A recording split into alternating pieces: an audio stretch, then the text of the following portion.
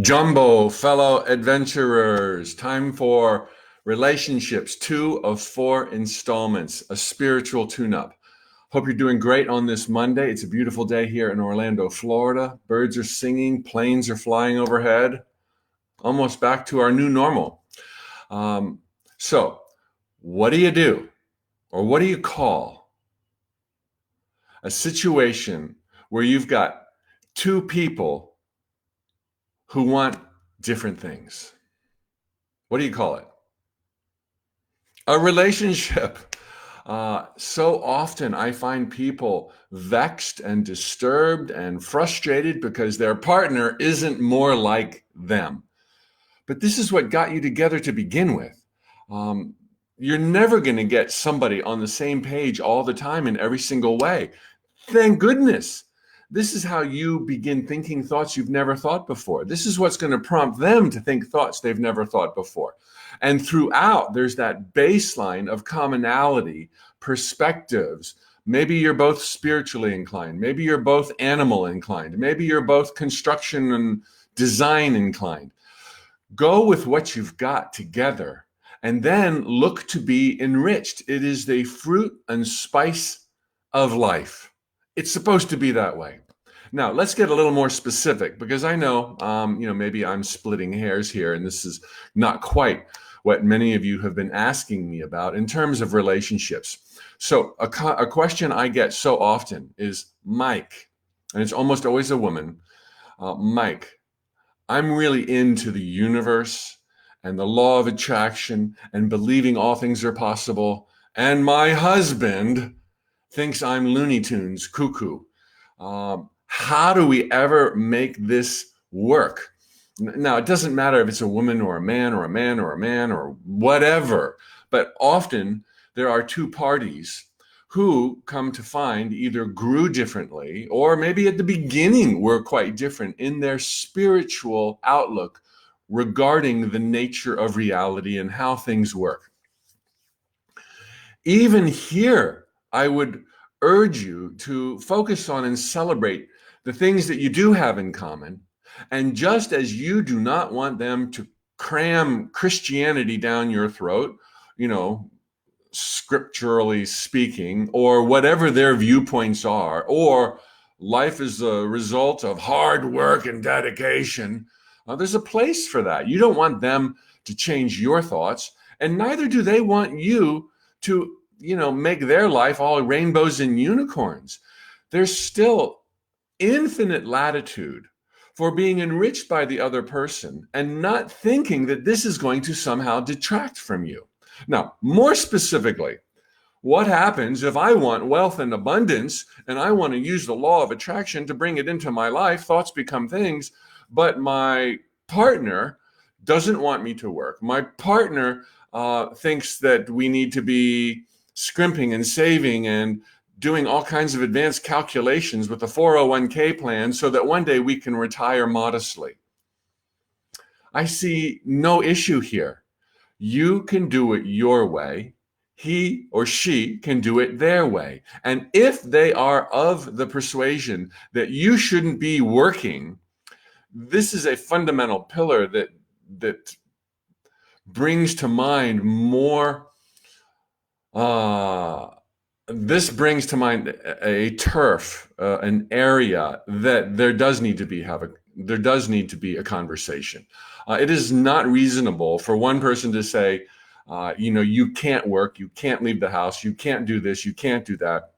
If there are kids involved and you're raising the kids, and you agreed long ago with your partner that this would be the case, that you would stay home and not work, and they would be the breadwinner, then it's time to revisit that conversation, but keeping in mind earlier commitments and obligations made and agreed to.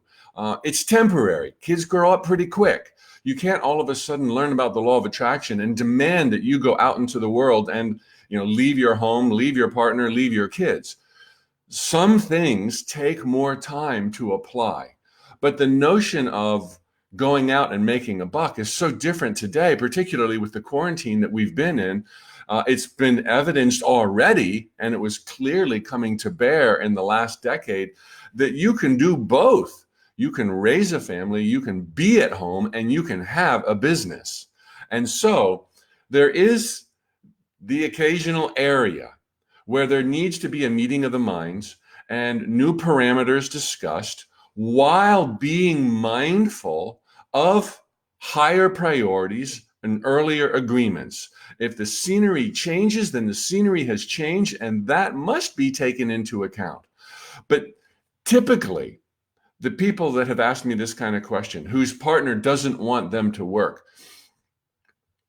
it is based on an earlier old school view of reality. And if that once worked for you, then chances are there's some form or fashion of it that could work for you as training wheels until you move beyond into your full financial independence, working from home full-time, then part-time, then gradually as the kids are getting older, going out into the world. If one partner wants wealth and abundance, and the other one makes that the lowest priority in the world, there's no reason that the partner who wants wealth and abundance can't have it beyond the conditions that I just named. It's perfectly fine if your partner does not believe in the woo-woo and the unicorns while you do. This is it. Game on. Show your partner. Be a light. Live your life within the agreements that I just outlined a little while ago. Now, then to get even more specific, there is the possibility where one partner wants to live in California and another partner wants to live in Florida. You can't live in both places, right? There does need to be, again, a meeting of the minds. But more important than where you live is the joy in your heart, mind, and soul. And you know as well as I do that that could happen virtually anywhere. So all of a sudden, oh my gosh, I can't live in California because my partner wants to live in Florida. It's like, so what? So what? Maybe your partner will change their mind. Maybe you could vacation in California. Maybe ultimately you could have two homes, one on either coast. But far more relevant, and this is almost so frequently overlooked in such conversations, is that in terms of priority and pecking order, where you live is relatively unimportant. And where you are today has profound meaning. I mean, I live in Florida. I'd like to live in many other places right now. But when I stop the frantic search in my mind of where should I be living? Where could I be living? And I take a gander at the beauty that's here and all that it affords me, and more, the inner adventures of my mind and my manifestations, my enlightenment, my joy. If I move to any of the other places that I think would be more ideal for me, they would quickly become routine. Not that I wouldn't love them.